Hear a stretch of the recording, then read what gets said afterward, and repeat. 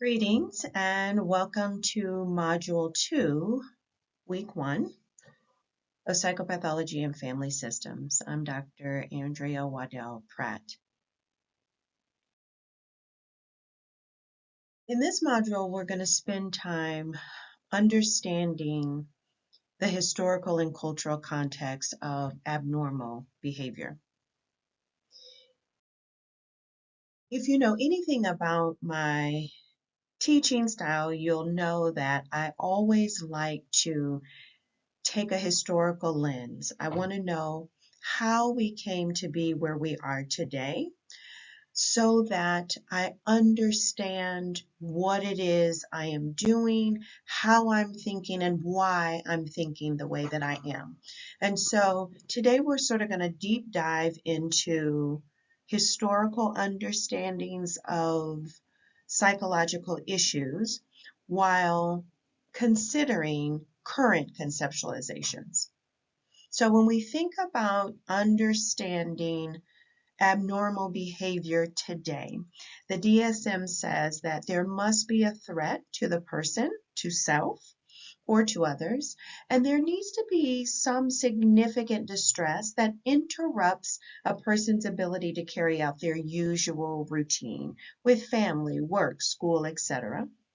But there's the caveat that the unexpected, the unusual behavior is relative, meaning it's relative to context and to culture.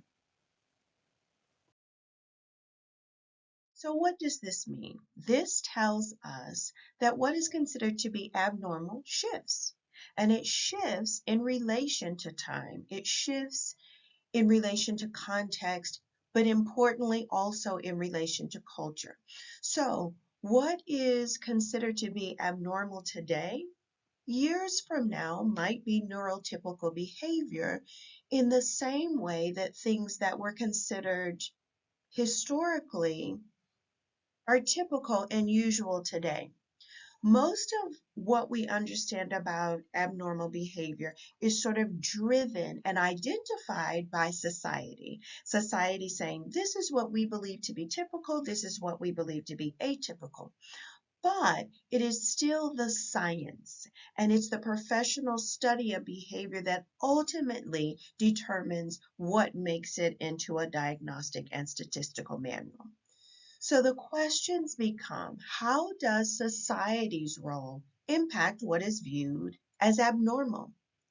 We get to ask ourselves, how much of what I'm thinking about as normal and abnormal is driven by what is around me?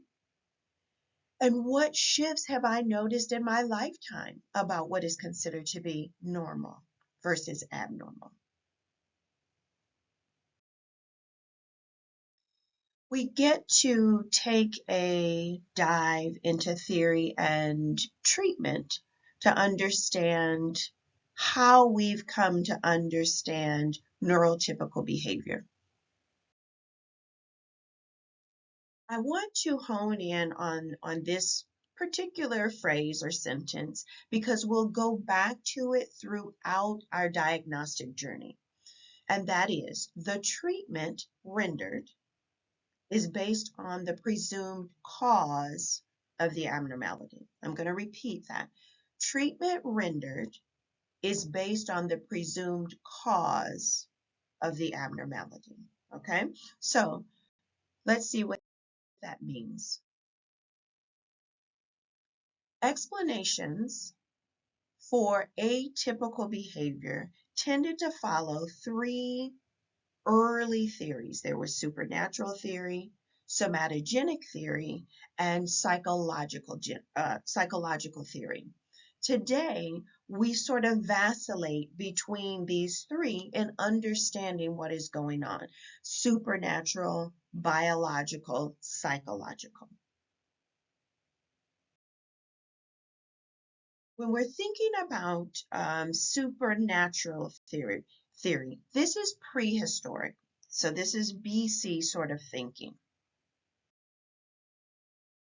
But supernatural theory or tradition posited that when we were looking at abnormal behavior, it was a function. It was caused by something external to the person. Primarily, that external thing centered around good and evil. There were these religious underpinnings about behavior. And in essence, it was something that the person did, something outside of them, a demon or the solar system or gravitational pull or curses that caused a person to be mentally unstable or mentally ill. So when we think about the cure being the cause or giving direction for the treatment, we understand that if a person was demon possessed because of an imbalance between good and evil, that madness came out of that, the only cure for that had to be repentance, right? Forgiveness of sin. So this releasing of the evil from the body came about in a really torturous sort of a way as a form of exorcism, but it was called trephination.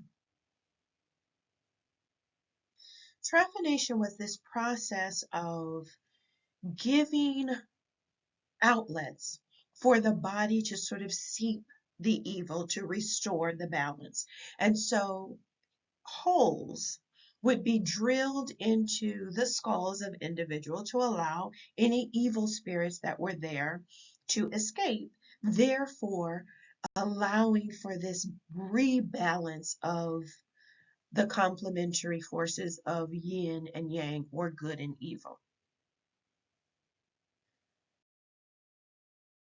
Supernatural theory was followed by somatogenic or biological theory. So we moved from external explanations for mental illness to the perception that mental illness could be caused by something physical or internal to the body.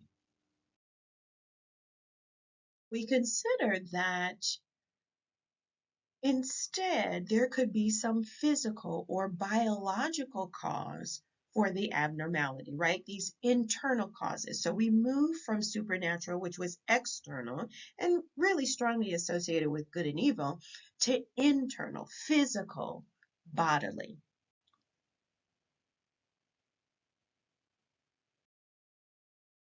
So what this meant was that any disturbance was a function of genetic inheritance or some imbalance in the brain or some illness that caused the mental illness. Now, when we think about somatogenic theory or this biological theory, this should sound somewhat familiar because a lot of our psychiatric treatment today really follows this course of treatment, that there is some imbalance in the brain that is the function, or the cause rather, of the mental illness. And if the cause dictates the cure, well then, according to psychiatry, what we need to do is recreate balance or rebalance the chemicals in the brain with the medication, right? So that should sound familiar.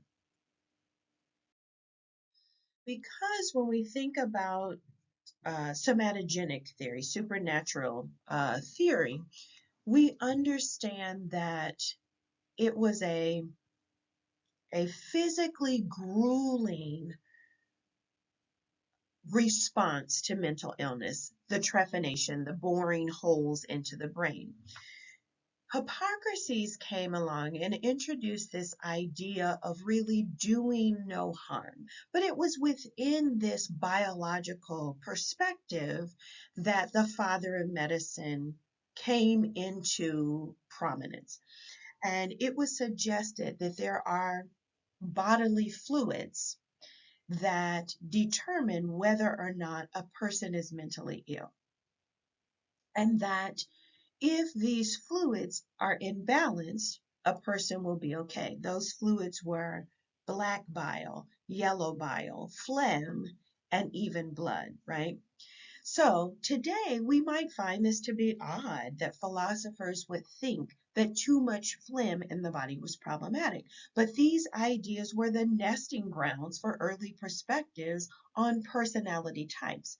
Nonetheless, for ideal health, whether this is unusual for us or not today, for ideal health, all of the fluids needed to be in perfect balance.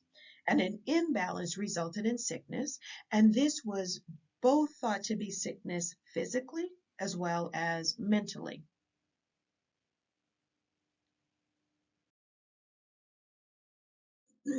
When we mention personality types or temperament, again, this had beginnings in these early somatic theories.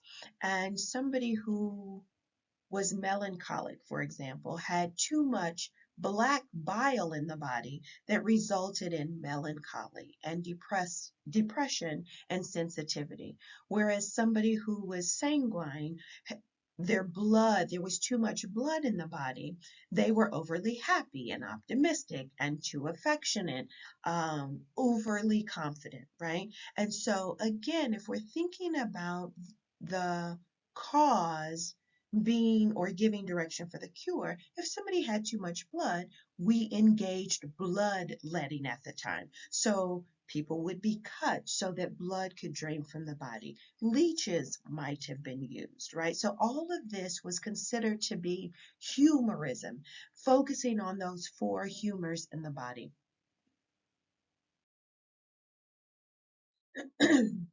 Somatic somatogenic theory changed how we thought about mental illness.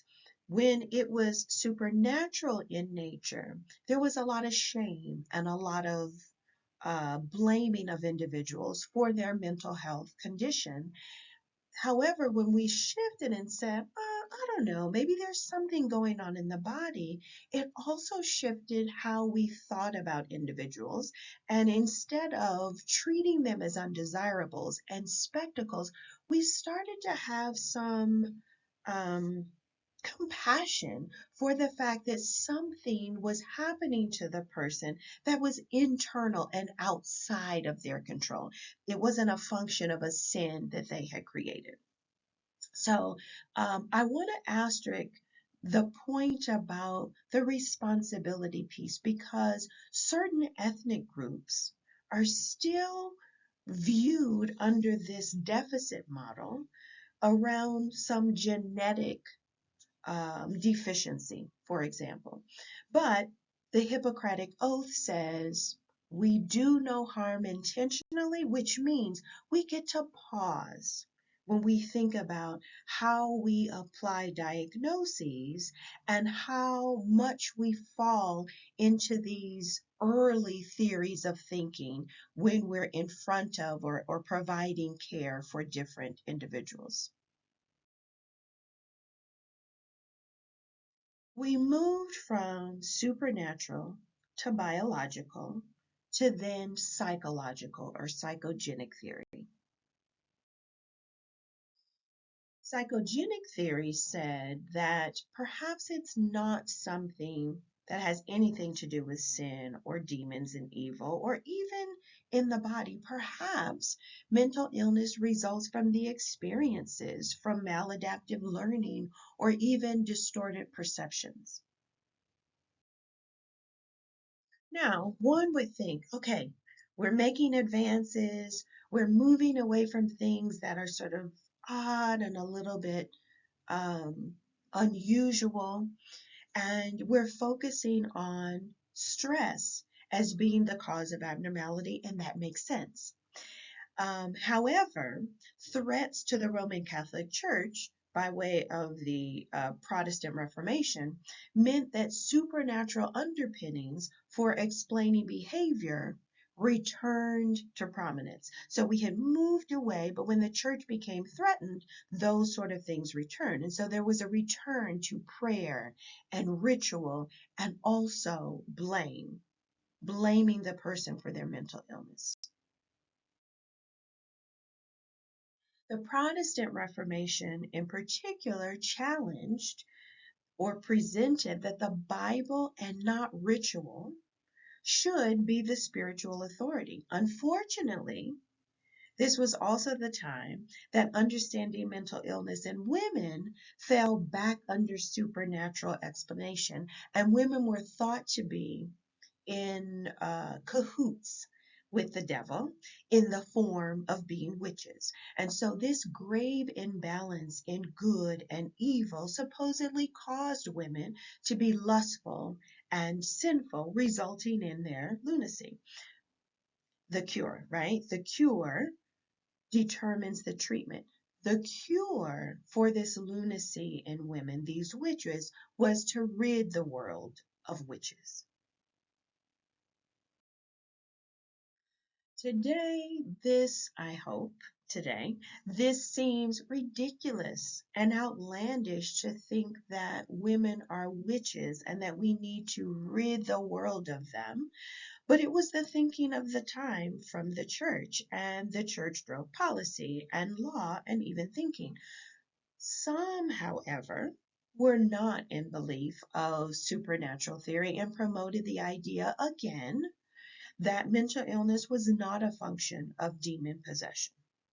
The church attempted to ban such thinking and were successful in doing that, such that supernatural theory could return to prominence. But we were successful in moving away from that. So that brings us back to current theories about what is pathology.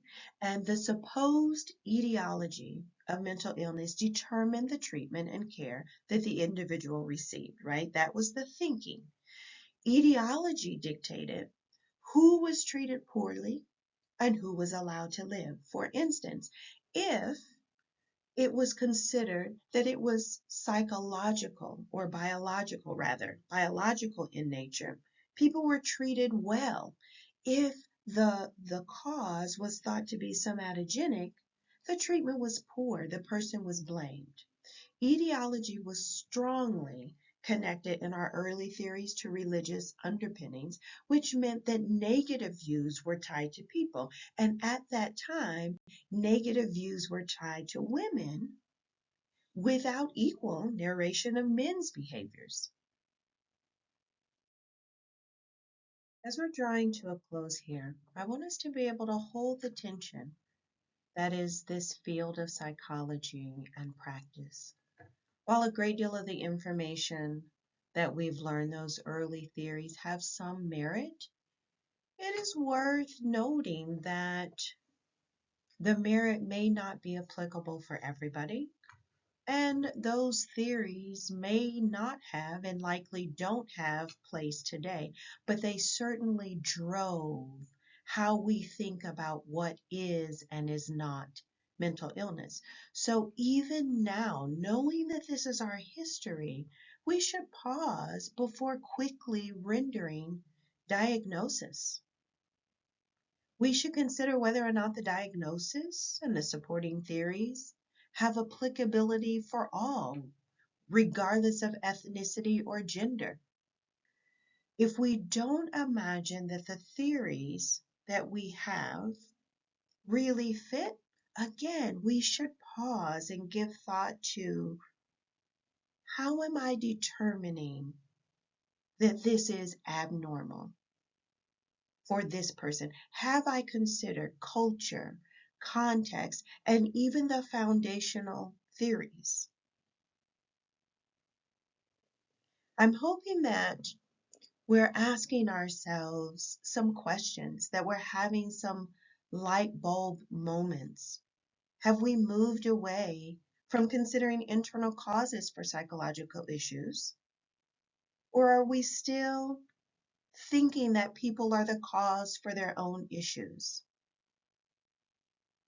Again, I'll say we move in and out of these early theories, but we move in and out of persecuting people in the name of religion. when it comes to diagnosing. So I encourage us to be careful, to be mindful, to think about the transition from supernatural theory to somatogenic theory that ushered in a more humane treatment, so that we are doing that today and that we're careful in diagnosing.